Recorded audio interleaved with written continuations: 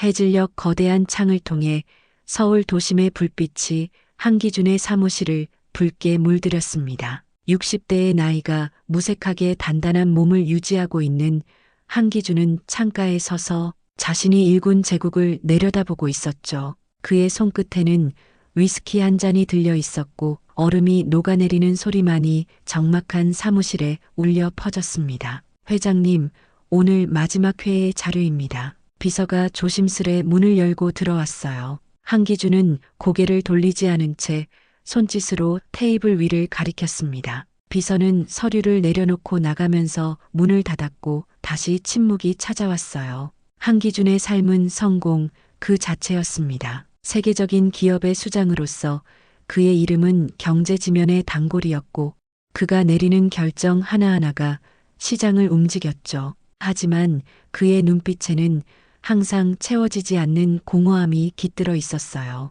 젊은 시절 그는 사랑에 빠져 결혼했습니다. 그리고 아내는 딸을 낳았어요. 하지만 기업을 키우느라 가정에 소홀했던 한기준은 결국 이혼을 맞이했고 아내는 갓난아기였던 딸을 데리고 그의 삶에서 완전히 사라졌습니다. 법적으로도 아내는 한기준이 딸에게 접근하지 못하도록 조치를 취했죠. 그때 내가 조금만 더 후회의 말을 삼키며 한기준은 위스키를 단숨에 들이켰습니다. 30해가 넘는 세월이 흘렀지만 딸의 작은 손이 자신의 손가락을 꼭 쥐었던 기억은 여전히 선명했어요. 대저택으로 돌아온 한기준은 현관문을 열자마자 적막함에 한숨을 내쉬었습니다. 화려한 인테리어와 값비싼 예술품들로 채워진 집이었지만 온기는 찾아볼 수 없었죠. 수십 년간 그를 돌봐왔던 박 가정부는 한 달 전 건강이 악화되어 사직했고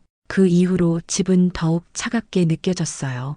회장님, 내일 가정부 면접 일정 잡아놨습니다. 아침 10시에 5명이 올 예정입니다. 비서의 문자를 확인한 한기준은 귀찮다는 듯 휴대폰을 소파에 던졌습니다. 그에게 가정부는 그저 집을 관리하는 사람일 뿐이었어요. 누구든 상관없었죠. 단지 깨끗하게 집을 유지하고 그의 사생활에 간섭하지 않는 사람이면 됐습니다. 한기준은 욕실로 향했어요. 뜨거운 물을 틀어놓고 거울 속 자신의 모습을 바라보았습니다. 성공한 사업가의 모습이었지만 그 눈빛에는 외로움이 깃들어 있었어요. 그는 거울 속 자신에게 말했습니다. 성공했잖아. 원하던 모든 걸 이뤘어. 하지만 그 말이 공허하게 욕실에 울려 퍼졌어요. 무엇을 위해 이토록 열심히 달려왔는지, 도대체 누구를 위한 성공이었는지 그 답을 찾을 수 없었습니다. 침대에 누운 한기준은 천장을 바라보며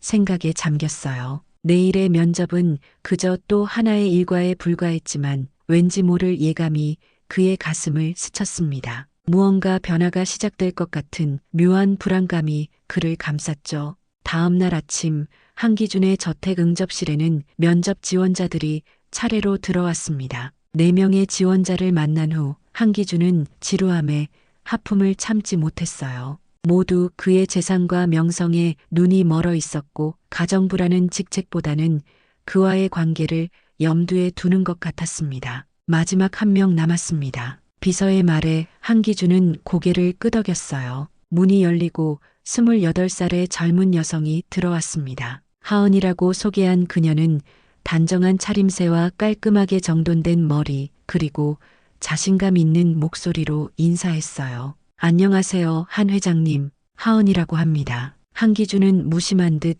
그녀를 훑어보았습니다. 다른 지원자들과 달리 하은은 불필요한 미소나 아부를 떨지 않았어요. 그저 면접에 집중하고 있었죠. 그녀가 건넨 이력서는 완벽했습니다. 호텔 경영학을 전공하고 몇몇 유명 호텔에서 하우스키핑 팀장으로 일한 경력도 있었어요.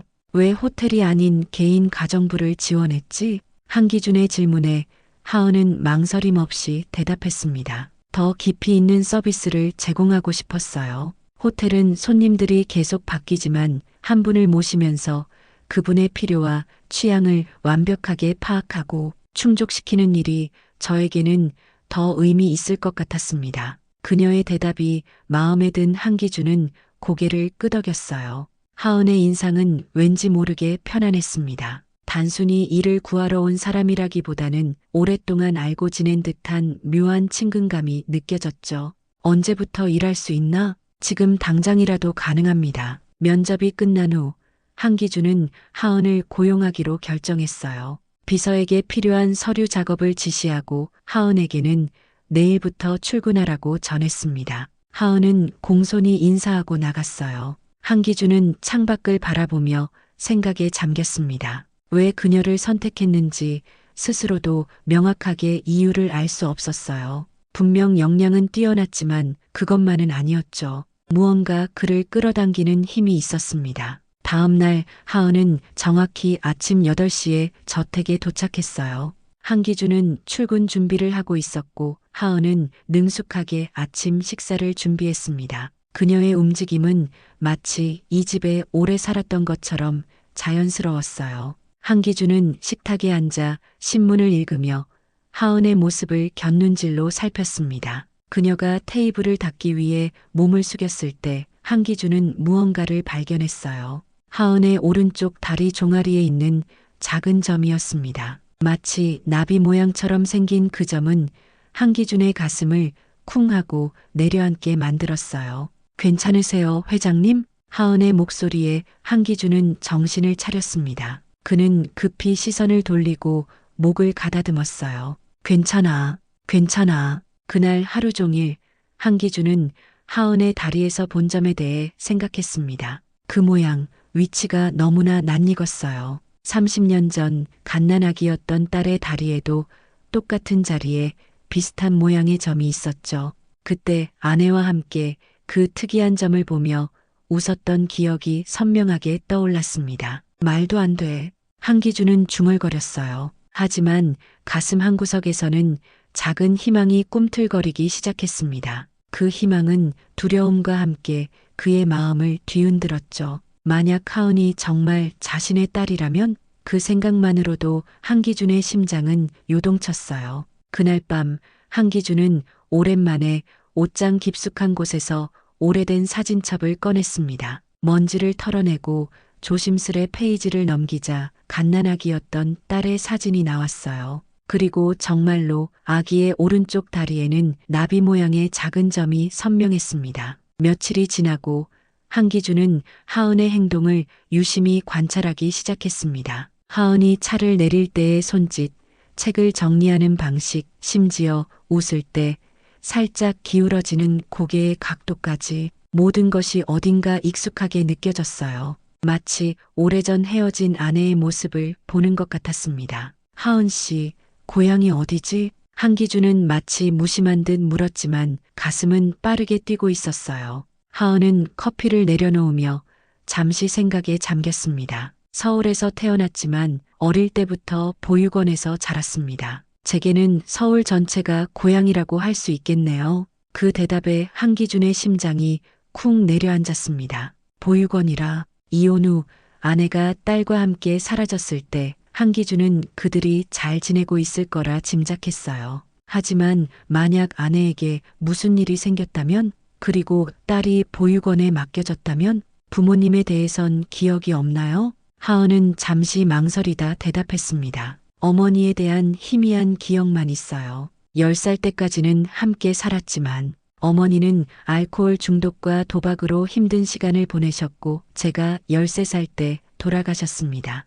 한기준은 더 이상 질문을 이어가지 못했어요. 가슴속에서 복잡한 감정이 소용돌이쳤습니다. 죄책감, 분노, 슬픔, 그리고 작은 희망이 뒤섞였죠. 그날 밤 한기준은 비서에게 특별한 지시를 내렸습니다. 하은 씨에 대한 모든 정보를 가능한 한 자세히 조사해 특히 출생 기록과 보육원 입소 시기, 어머니에 대한 정보를 집중적으로. 이틀 후 비서는 두꺼운 서류 뭉치를 가져왔어요. 한기준은 사무실 문을 잠그고 서류를 펼쳤습니다. 하은의 생년월일은 한기준이 딸과 헤어진 그 해와 일치했고 보육원에 입소한 시기도 그해 전 아내가 세상을 떠났다고 추정되는 시기와 비슷했어요. 그리고 무엇보다 하은의 본명은 한하은이었습니다. 하은아. 한기준은 딸의 이름을 속삭였습니다.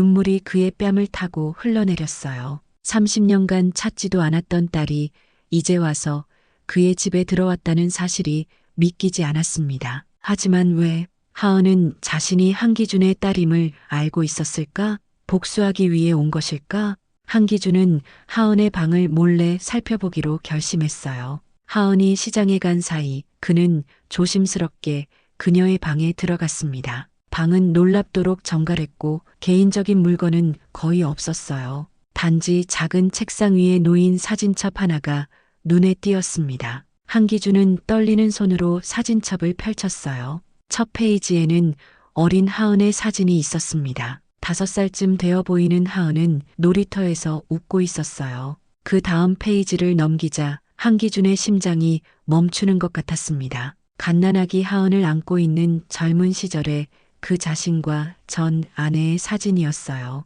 알고 있었구나. 한기준은 중얼거렸습니다. 하은은 자신이 누구인지, 한기준이 누구인지 알고 있었어요. 그런데 왜 그녀는 자신의 정체를 밝히지 않았을까? 한기준은 사진첩을 원래 자리에 돌려놓고 방을 나왔습니다. 그날 저녁 하은이 저녁 식사를 준비하는 동안 한기준은 그녀를 지켜보았어요. 지금까지 본 적 없는 섬세함으로 하은을 바라보니 이제는 그녀의 모든 곳에서 자신과 전 아내의 모습이 보였습니다. 눈의 모양, 웃을 때의 표정, 심지어 손가락의 가늘고 긴 모양까지 어떻게 그동안 알아채지 못했을까 싶을 정도였어요. 하은 씨, 오늘 저녁은 함께 먹지 않겠나? 평소와 다른 한기준의 제안에 하은은 잠시 당황했지만 곧 고개를 끄덕였습니다. 두 사람은 처음으로 같은 테이블에 마주 앉았어요. 침묵 속에서 식사가 이어졌고 한기준은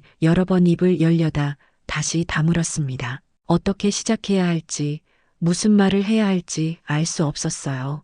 회장님, 무슨 말씀을 하시려는 것 같은데요.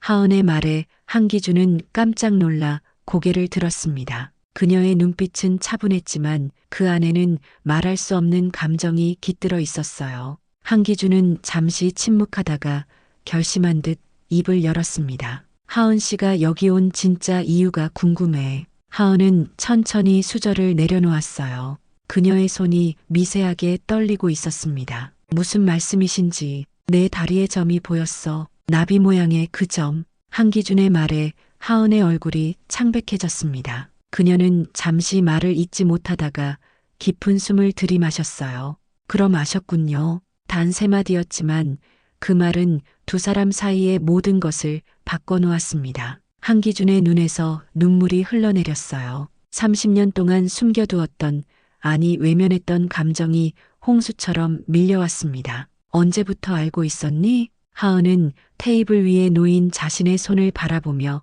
대답했습니다. 16살 때 어머니의 유품 중에서 당신과 함께 찍은 사진을 발견했어요. 그때부터 당신이 누구인지 알게 됐죠. 그런데 왜 지금 복수하려고 왔어요? 하은의 단호한 말에 한기준은 말문이 막혔습니다. 예상은 했지만 직접 들으니 가슴이 무너져 내리는 것 같았어요. 어머니는 당신을 기다리다 돌아가셨어요. 마지막 순간까지 내 아버지가 돌아올 거야라고 말했죠. 하지만 당신은 오지 않았고 우리는 점점 더 힘들어졌어요. 어머니는 술과 도박에 빠졌고 결국 하은의 목소리가 흔들렸습니다. 그녀의 눈에서도 눈물이 흘러내렸어요. 하지만 당신 곁에서 일하면서 깨달았어요. 당신도 행복하지 않다는 걸. 이 모든 성공과 부 속에서도 당신의 눈빛은 항상 공허했죠.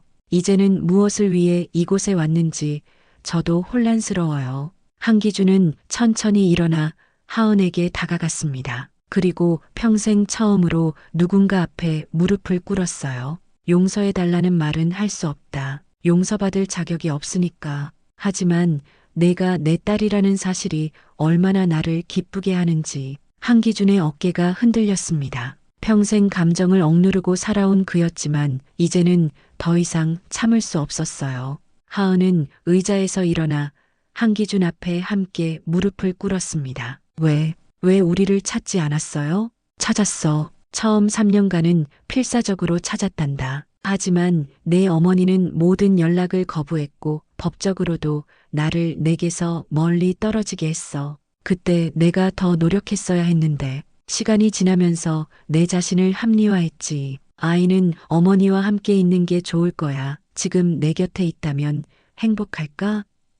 그렇게 점점 더 일에만 몰두하게 됐고 둘 사이에 오랜 침묵이 흘렀습니다. 저택의 커다란 거실에는 두 사람의 흐느낌만이 울려 퍼졌어요. 마침내 하은이 입을 열었습니다. 이제 어떻게 해야 할까요? 한기준은 천천히 일어섰습니다. 그의 눈빛은 달라져 있었어요. 지금까지 볼 수 없었던 따뜻함과 결연함이 깃들어 있었습니다. 내가 원하는 대로, 내가 떠나고 싶다면 내가 가진 모든 것을 내게 줄게. 내가 원한다면 지금부터라도 아버지가 되고 싶어. 하은은 천천히 고개를 저었습니다. 그렇게 쉽게 결정할 수 있는 문제가 아니에요. 시간이 필요해요. 물론이야. 얼마든지. 그날 밤 하은은 자신의 방에 돌아가 침대에 누웠지만 잠을 이룰 수 없었습니다. 복수하러 왔던 마음은 어느새 혼란으로 바뀌어 있었어요. 한기준의 진심 어린 눈물과 후회의 말들이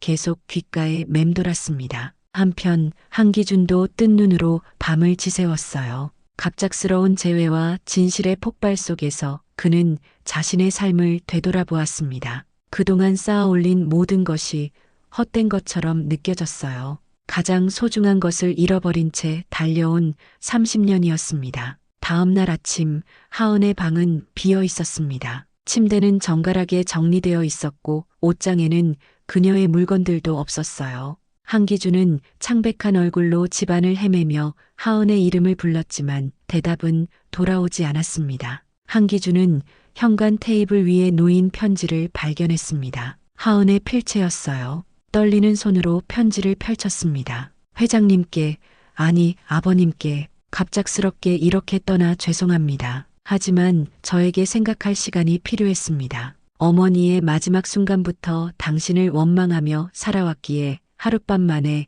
마음을 정리하기는 어렵네요. 연락처는 그대로입니다. 언젠가 다시 만날 수 있기를 바랍니다. 한기준의 눈에서 눈물이 흘러내렸습니다. 그는 편지를 가슴에 꼭 안고 소파에 주저앉았어요. 이제야 찾은 딸인데 다시 놓쳐버렸다는 절망감이 그를 덮쳤습니다. 그날부터 한기준의 생활이 완전히 바뀌었어요. 평생 일에만 몰두했던 그는 처음으로 회사 일을 비서에게 맡기고 집에서 시간을 보내기 시작했습니다. 매일 아침 하은에게 문자를 보냈지만 답장은 오지 않았어요. 오늘도 좋은 아침이구나, 하은아. 어제는 내가 즐겨 마시던 커피숍에 갔단다. 내가 있었다면 함께 가보고 싶었어. 한기준은 혼잣말처럼 메시지를 읽었습니다. 3주가 지났지만 하은으로부터는 어떤 소식도 없었어요. 그럼에도 그는 포기하지 않았습니다. 그동안 미뤄뒀던 모든 것들을 하기 시작했어요.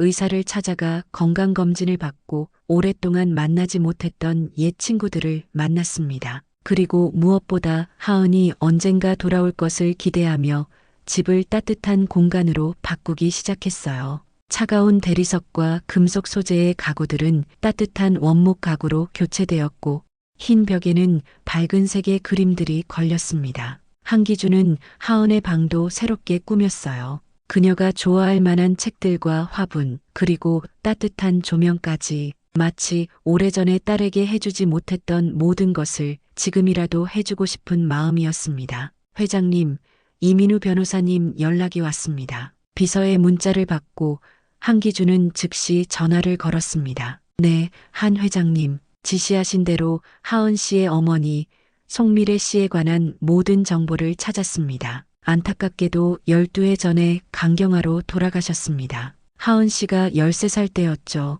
그 후 하은 씨는 국가 지원으로 보육원에서 자랐고 장학금으로 대학을 졸업했습니다. 한기준은 무거운 숨을 내쉬었습니다. 전 아내의 고통스러운 마지막을 생각하니 가슴이 찢어지는 것 같았어요. 그리고 어린 하은이 겪었을 고통과 외로움을 생각하니 더욱 괴로웠습니다. 미래야, 미안하다. 한기준은 중얼거렸어요. 그리고 결심했습니다. 지금이라도 하은을 위해 그리고 미래를 위해 무언가를 해야 했어요. 한 달째 되는 날 한기준은 문득 떠오른 생각에 차를 몰고 나갔습니다. 보육원, 하은이 자랐다는 그곳을 찾아가 보기로 한 거예요. 변호사가 알려준 주소를 따라 도착한 곳은 서울 외곽의 조용한 주택가였습니다. 햇살 보육원이라는 작은 간판이 달린 건물 앞에 차를 세웠어요. 한기준은 떨리는 마음으로 현관문을 두드렸습니다. 곧 나이 지긋한 여성이 문을 열었어요. 안녕하세요. 무슨 일로 오셨나요? 저 하은이에 대해 알고 싶어서 왔습니다. 여성의 눈이 커졌습니다. 하은이요? 하나은 아이 말씀이신가요? 한기준은 고개를 끄덕였어요. 여성은 잠시 그를 살펴보더니 이내 눈을 크게 뜨며 말했습니다. 혹시 하은이 아버지세요? 그 말에 한기준은 눈시울이 붉어졌습니다. 생전 처음 들어보는 아버지라는 호칭이었어요. 그는 간신히 고개를 끄덕였습니다. 들어오세요. 차라도 한 잔 드시죠. 원장님이라고 자신을 소개한 김 여사는 한기준을 응접실로 안내했습니다. 벽에는 여러 아이들의 사진이 걸려 있었고 그 중에는 10대 시절의 하은 사진도 있었어요. 교복을 입고 밝게 웃고 있는 모습이었습니다. 하은이는 정말 특별한 아이였어요. 힘든 상황에서도 항상 웃음을 잃지 않았죠. 공부도 잘했고 동생들에게도 헌신적이었습니다. 대학 졸업 후에도 자주 찾아와 아이들을 도왔어요. 김 원장의 말에 한기준의 가슴이 뭉클해졌습니다. 딸에 대한 자랑스러움과 동시에 그런 성장 과정을 함께하지 못했다는 후회가 밀려왔어요. 실례지만 김 원장이 조심스레 물었습니다. 왜 지금에서야 하은이를 찾으시는 건가요? 한기준은 깊은 한숨을 내쉬었어요. 변명의 여지가 없습니다. 제가 모든 것을 포기했죠. 그리고 하은이가 직접 저를 찾아왔을 때도 그녀가 누구인지 알아보지 못했습니다. 하은이가 당신을 찾아갔다고요? 김 원장의 눈이 커졌습니다. 한기준은 지난 몇 개월간의 일을 모두 털어놓았습니다. 하은이 가정부로 들어온 일부터 그녀의 정체를 알게 된 과정, 그리고 하은이 떠난 일까지. 김 원장은 이야기를 듣고 나서 잠시 침묵했어요. 하은이는 16살 때부터 당신을 찾기 시작했습니다. 어머니의 유품에서 당신의 사진을 발견하고 당신이 누구인지 알게 된 후부터요. 처음에는 분노로 가득 차 있었지만 시간이 지나면서 그 마음이 변했어요. 당신을 만나고 싶다는 마음이 커졌죠. 한기준의 눈에서 눈물이 흘러내렸습니다. 그런데 왜 직접 찾아오지 않고 가정부로? 아마도 먼저 당신이 어떤 사람인지 알고 싶었던 게 아닐까요? 하은이는 언제나 신중한 아이였어요. 그리고 어쩌면 거절당할까 두려웠는지도 모릅니다. 김 원장의 말에 한기준은 가슴이 무너져 내리는 것 같았습니다. 자신의 딸이 아버지에게 거절당할까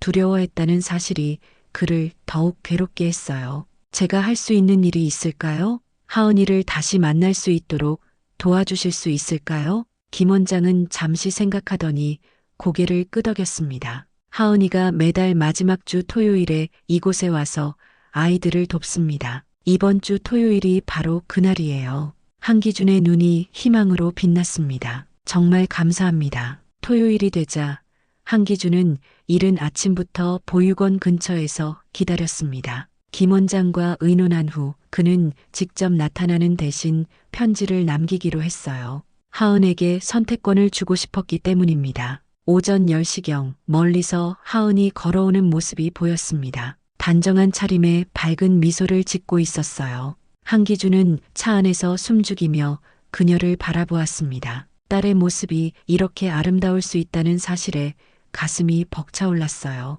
하은이 보육원으로 들어간 후 한기준은 김 원장에게 편지를 전달했습니다. 그리고 무거운 발걸음으로 차에 올랐어요. 이제는 기다릴 수밖에 없었습니다. 그날 저녁 한기준은 자신의 저택 테라스에 앉아 석양을 바라보고 있었습니다. 지난 2달간 그는 많은 것을 깨달았어요. 모든 성공과 부가 가족의 따뜻함을 대신할 수 없다는 것을. 그리고 무엇보다 자신이 얼마나 하은을 그리워했는지를. 초인종 소리에 한기준은 놀라 일어났습니다. 이 시간에 누구지? 서둘러 현관으로 향했어요. 문을 열자 그곳에는 하은이 서 있었습니다. 들어가도 될까요? 한기준은 말없이 고개를 끄덕였습니다. 둘은 거실로 향했어요. 집안의 변화를 본 하은의 눈이 커졌습니다. 많이 바뀌었네요. 너를 위한 거야. 하은은 천천히 소파에 앉았습니다. 그녀의 손에는 한기준이 보육원에 남긴 편지가 들려 있었어요.